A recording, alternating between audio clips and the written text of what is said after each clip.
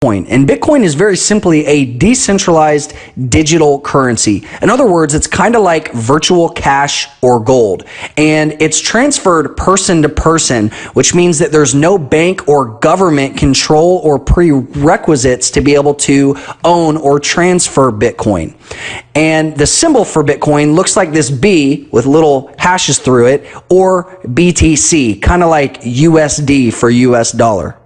Now, Bitcoin is a cryptocurrency, and cryptocurrencies have been around since the 1980s. But there was a major problem called double spend. All of the prior digital currencies or cryptocurrencies have had the problem where if somebody spends a unit of that currency, it's been very difficult to tell if it's already been spent. And that's the biggest problem that Bitcoin has solved and why it has gained so much popularity.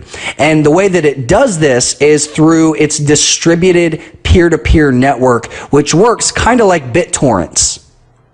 And the first Bitcoin was actually issued in 2009 by someone apparently named Satoshi Nakamoto. And this is believed to be a pen name, and nobody really knows who started Bitcoin. So there will actually only ever be 21 million Bitcoins in circulation. And in 2009, we had the first Bitcoins that were released, and there is a predetermined amount of Bitcoins that are released every 10 minutes. And we'll talk about how that works in a later video, but just know that over the years, this will continue to happen until the year 2140. And Bitcoin is divisible down to the 8th decimal place. So kind of like the US dollar is divisible to the penny or 2 decimal places, you can almost infinitely break down Bitcoin to a very, very, very small amount.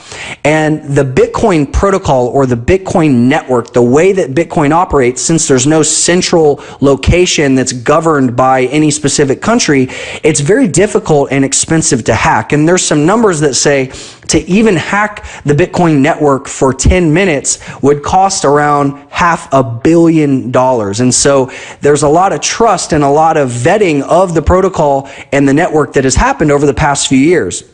And it's basically controlled by the consensus of market participants. So again, no one government, no one person, or no one group actually controls the Bitcoin network, which is why it's gaining so much popularity.